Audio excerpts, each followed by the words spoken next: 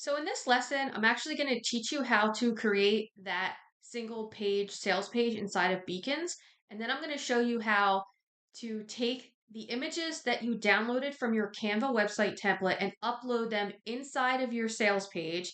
And then actually take some of those images and make them clickable links through the digital products that you have offered in your store. So let's get started. So I'm going to start here with my full link in bio just to show you the difference. So this is my full sales page.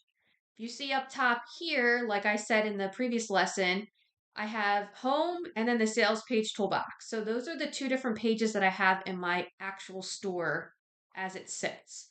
What I'm going to do is I'm actually going to create a new page as a third option to teach you how to actually build it out on your own. So starting up here at the top, first thing you're going to want to do is you're going to want to add a new page. In this purpose, I'm going to call it the sales page toolbox test. Add a new page.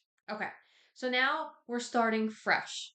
The first thing I want to do before I start showing you how to design this actual page, I want to teach you how you can move this grid up here like I spoke about in the previous lesson. So in order to move this to either a toggle button here, middle of the page, or bottom of the page, what you're going to want to do is you have to go back to the link in bio design and scroll all the way down to the bottom. And then this page navigation section is how you're going to change it. So if you want to add it to the middle, shows up here. The bottom, it's actually right here. You can't really see it well. Or the menu icon, and then you would click it down right there. So going back, I don't want to have it left as the menu item, so I'm going to put it back to the top. And then we're going to go back to that page to start working on it. So link in bio, click on the test. Now, if you see as it sits, there is my header here.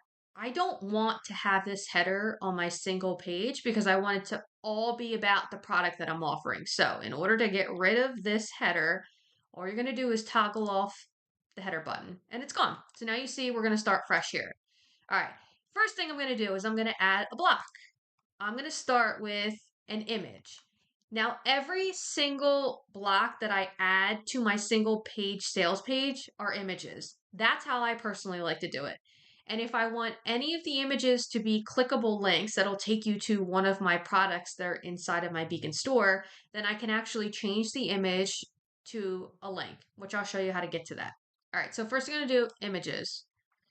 Now here, there's an image block that you see right here. So now I have to add a new image. So I'm going to click add an image, upload an image, and I'm going to start with the sales page toolbox header. Okay, so now you see it shows up here at the top. Now this is where you can get creative. You can actually change how the ratio shows up. You could do 1:1. It's too large that way. It cuts off the letters. 3:2, 16:19, a little bit smaller. 3:1, smaller. But if you notice, it cuts off the top. So I'm going to keep it on auto. You can actually shrink the size down, or you can actually stretch it to where it fits most of the screen on your mobile device. So I'm going to leave it as it sits. And then remember how I just said about making an actual image, a clickable link to send them to my digital product? That's where you would do it right here. But for this header, I'm not going to do that, so I'm going to leave it as it sits. Now, you can also add some more text over top of it, and how you're going to do that is this headline here. So I'm just going to write test so you see how it shows up, and then under it, test again. So if you want to add some more wording over top of the image, you can, or you could just leave it as an image, which that's what I'm going to do in this video. Okay, so now we have our first block here. This is a pro tip. I like to change the name of my block so I don't get confused about which section it is. So I'm going to do the sales page toolbox header image. And now we're all set. So I'm going to go back. So now that's great. So now I'm going to add my next block. Block number 2, clicking on the image, add a new image. So the first block I have available is the statement. So I'm going to click that. Remember, some of these items I downloaded as a transparent background. Now you see what it looks like with the transparent background, so you can see the image here behind the words. So same thing goes here. I'm actually going to stretch it out so it fits the full screen. And you see, if I change the ratios, but I'm going to leave it at auto. Same thing, I'm not going to make this link clickable. I'm just going to leave it as it sits. Change the name. I'll do first paragraph.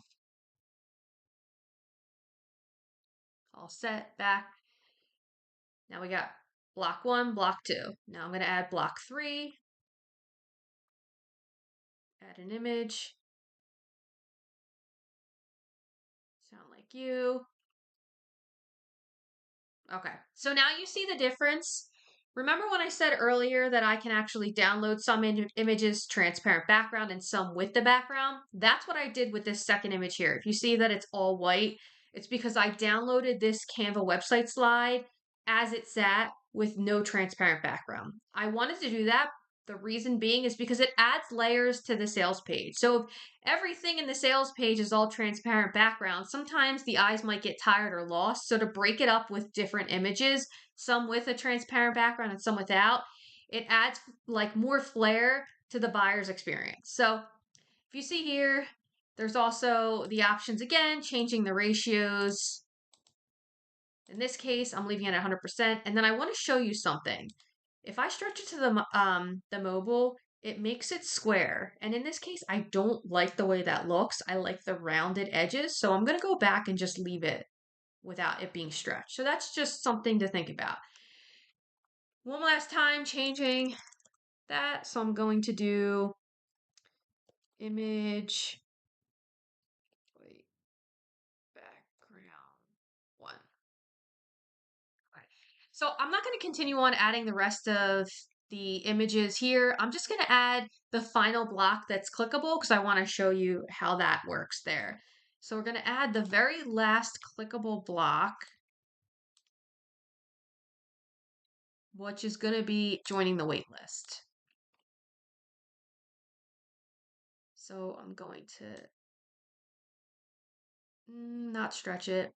And then this is where, when I add the link to the actual digital product, it's going to, okay, so now I'm going to add that link, which is the waitlist item that's in my Beacon store.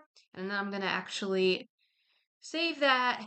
And now I'm going to jump to the page so you can see what happens when you click on that image, join the waitlist. And now it takes the customers to the actual waitlist page that's in my storefront. So yep, it's that simple. Okay, now the last section that I want to add and show you is an email sign up. This is how you're going to deliver the sneak peek to your customer.